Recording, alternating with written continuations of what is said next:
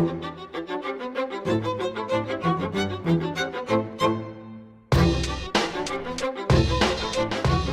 to another edition of Straight Shooting Sports Talk, and I'm your host, Dujane Bland. And today we're going to talk about the NHRA Summit Equipment Nationals in Norwalk. And it was a great event.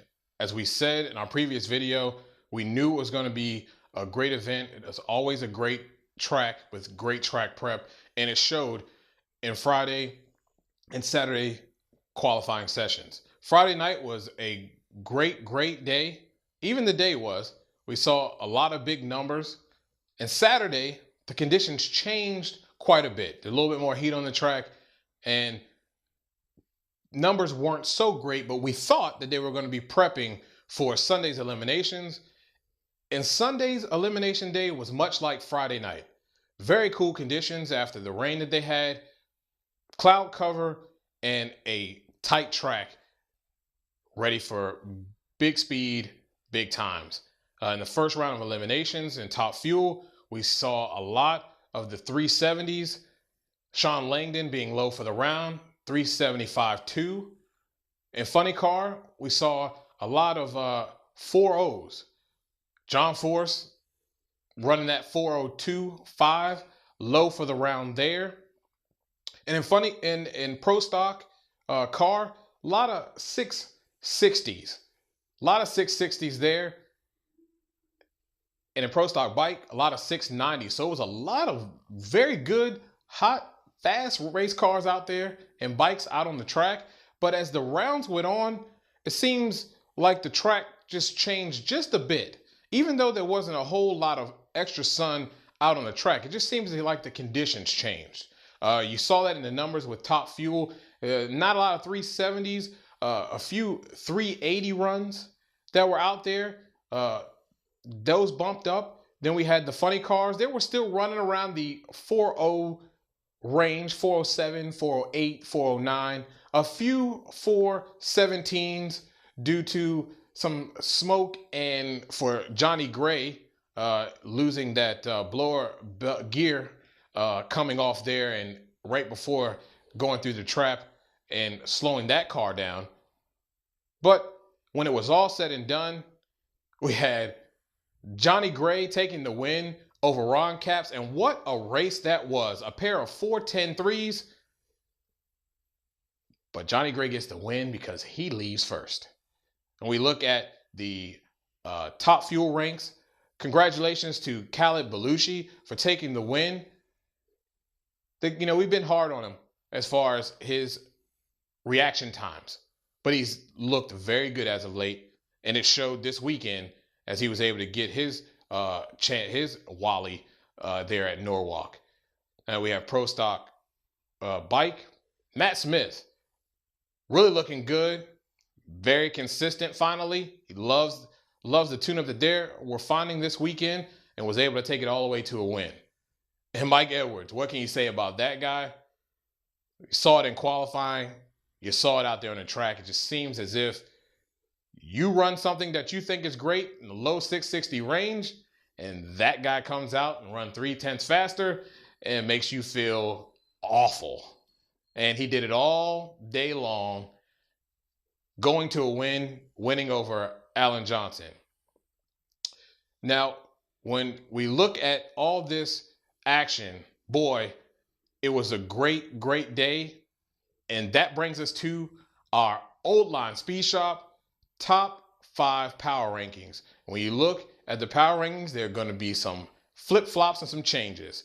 We're going to go to Top Fuel, and Doug Coletta takes our number 1 spot. I think we all know why. The guy's been very consistent, getting a very good race car. They're getting a handle on it, and the numbers show it.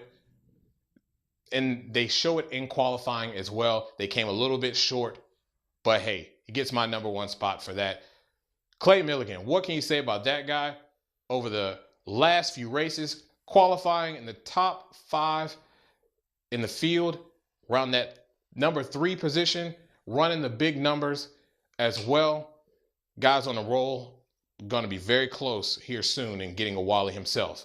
Sean Langdon, number 3, didn't look so well this weekend, but hey, He's been very, very, very stout up until this point. Have to keep him up there in the top half of that top 5, followed by Bob Vandergriff. You know, those two guys, Clay Vandergriff, teammates, they're looking very good after getting those head combination worked out. Hey, car's looking great. And Caleb Belushi, had to give him the number 5 spot for getting the win at Norwalk and doing it in very good fashion. Car was running very good, and he was doing some very good driving out there. Going over to funny car, Ron Capps. Hey, Napa know-how. He's getting it done and looking good doing it. Even though he didn't get the win, he gets my number 1 spot, followed by Courtney Force, John Force in the number 3 spot. Those two cars are looking very good. And the Great Gatsby continues to roll on, even though he suffered a little tire smoke there in the second round. I don't want to face that guy, and I don't want to face Courtney Force either. Going over to number 4 spot, Matt Hagan fell a little bit short this weekend. Looked not as good as he had in the previous 2 races, but hey, he's got Dickie Venables. It's going to be all right. Followed by Johnny Gray, the number 5 spot, because he got the win. Pro stock, we're going Mike Edwards. We know why. Alan Johnson, number 2. We know why. Shane Gray, number 3 spot. He's looked good over the last couple of races. The whole entire season, really. Had a couple races where he looked not so good. He's right there. There's just cars that are just a little bit better than he is right now, but you best believe one of these races, he's going to get a win.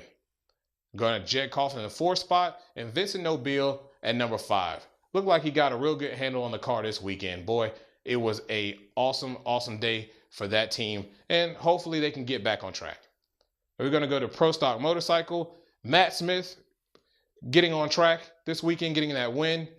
Michael Ray, that team's looked great. John Halls looked great at the number 3 spot. Hector Arana Jr. fell off a little bit this weekend, but you best believe they're always going to be hanging around, and he is the points leader.